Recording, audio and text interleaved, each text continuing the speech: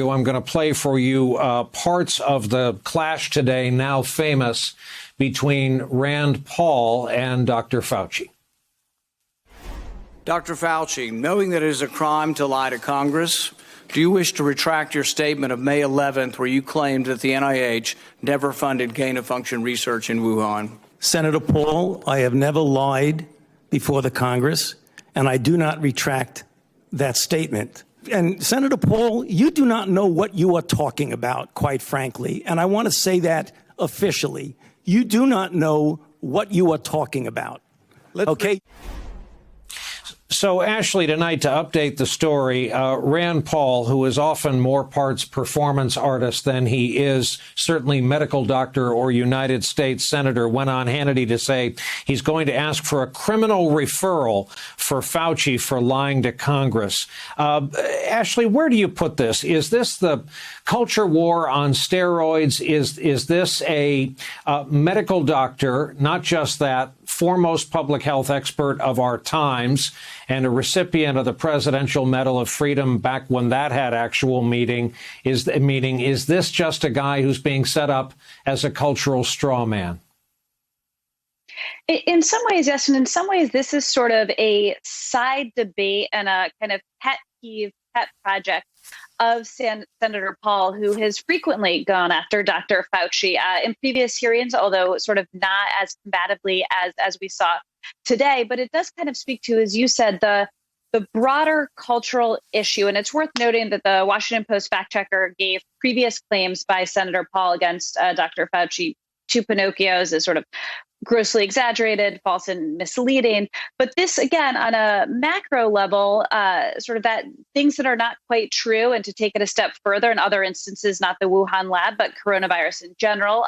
This disinformation is something that Dr. Fauci, the medical professionals, the Biden administration has been grappling with since they took office, not just about his legitimacy as president, which, again, he won the election fairly, but about coronavirus, if vaccines are harmful to you. And now, as we see the rise of the Delta variant, these sort of cultural issues going after medical professionals, pushing anti-vax conspiracy hoaxes, they're not just sort of cultural issues for Republicans. They're becoming even more so incredibly dangerous for the nation. And you are seeing an ironic twist, the populations right now who are not getting vaccinated, who are showing up in emergency rooms, who are catching the new variant and having cataclysmic consequences, are those who voted for President Trump, who listened to Fox News, who believe this misinformation.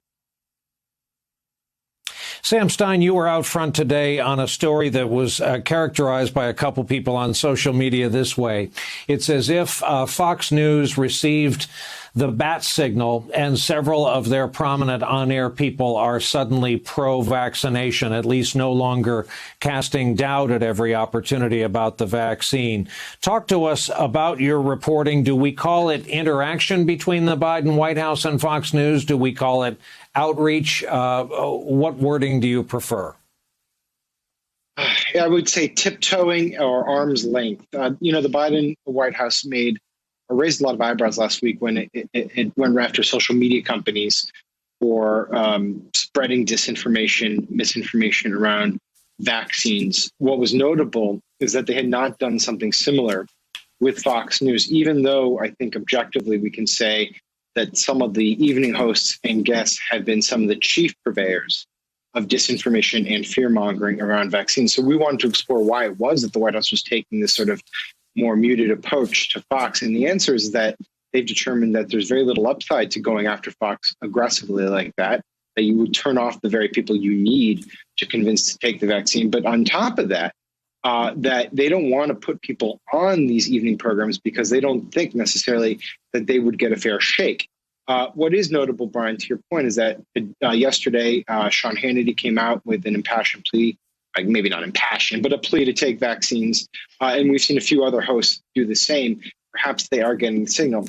There is one other thing that I would just like to piggyback on to Ashley's point, which is that the clip of Rand Paul and Dr. Fauci is sort of indicative of the problem that the White House faces in that clip, which does nothing to move the conversation around whether or not vaccines are effective and whether or not they should be taken. It's merely a argument back and forth about the origins of COVID. That clip is the clip that's going to be shared most prominently on Fox evening broadcasts, on Fox daytime, on conservative media, and on online platforms.